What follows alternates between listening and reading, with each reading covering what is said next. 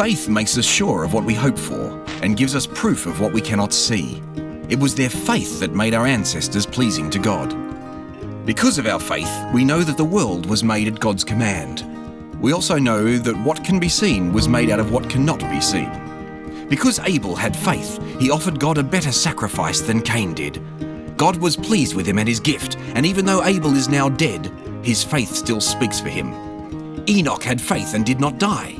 He pleased God, and God took him up to heaven. That's why his body was never found. But without faith, no one can please God. We must believe that God is real and that he rewards everyone who searches for him. Because Noah had faith, he was warned about something that had not yet happened. He obeyed and built a boat that saved him and his family. In this way, the people of the world were judged, and Noah was given the blessings that come to everyone who pleases God. Abraham had faith and obeyed God. He was told to go to the land that God had said would be his, and he left for a country he had never seen. Because Abraham had faith, he lived as a stranger in the promised land. He lived there in a tent, and so did Isaac and Jacob, who were later given the same promise. Abraham did this because he was waiting for the eternal city that God had planned and built. Even when Sarah was too old to have children, she had faith that God would do what he had promised, and she had a son. Her husband Abraham was almost dead, but he became the ancestor of many people. In fact, there are as many of them as there are stars in the sky or grains of sand along the beach. Every one of these people died, but they still had faith, even though they had not received what they had been promised. They were glad just to see these things from far away, and they agreed that they were only strangers and foreigners on this earth. When people talk this way, it is clear that they are looking for a place to call their own. If they'd been talking about the land where they had once lived, they could have gone back at any time. But they were looking forward to a better home in heaven. That's why God wasn't ashamed for them to call him their God. He even built a city for them. Abraham had been promised that Isaac, his only son, would continue his family. But when Abraham was tested, he had faith and was willing to sacrifice Isaac because he was sure that God could raise people to life. This was just like getting Isaac back from death. Isaac had faith, and he promised blessings to Jacob and Esau. Later, when Jacob was about to die, he leaned on his walking stick and worshipped. Then, because of his faith, he blessed each of Joseph's sons.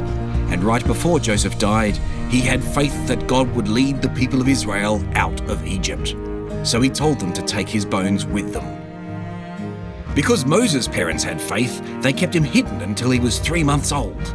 They saw that he was a beautiful child, and they were not afraid to disobey the king's orders. Then, after Moses grew up, his faith made him refuse to be called Pharaoh's grandson. He chose to be mistreated with God's people instead of having the good time that sin could bring for a little while. Moses knew that the treasures of Egypt were not as wonderful as what he would receive from suffering for the Messiah, and he looked forward to his reward. Because of his faith, Moses left Egypt. Moses had seen the invisible God and wasn't afraid of the king's anger. His faith also made him celebrate Passover. He sprinkled the blood of animals on the doorposts so that the firstborn sons of the people of Israel would not be killed by the destroying angel.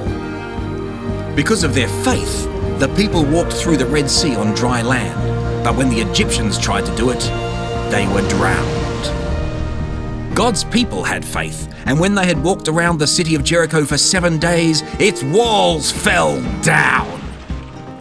Rahab had been a prostitute, but she had faith and welcomed the spies, so she wasn't killed with the people who disobeyed.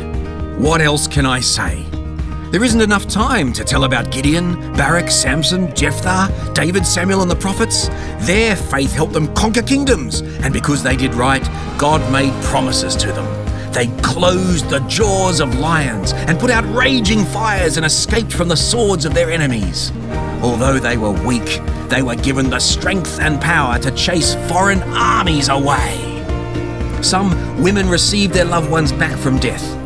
Many of these people were tortured, but they refused to be released.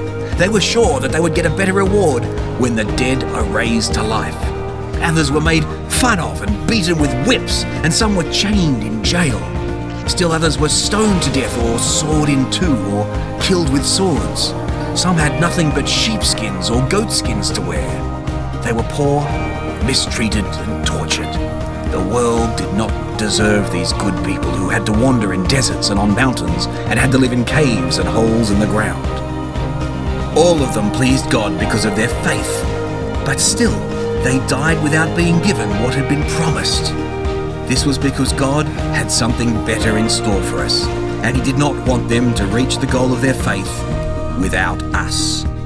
Such a large crowd of witnesses is all around us, so we must get rid of everything that slows us down, especially the sin that just won't let go. And we must be determined to run the race that is ahead of us. We must keep our eyes on Jesus, who leads us and makes our faith complete. He endured the shame of being nailed to a cross because He knew that later on He would be glad He did. Now He is seated at the right side of God's throne. So keep your mind on Jesus, who put up with many insults from sinners. Then you won't get discouraged and give up.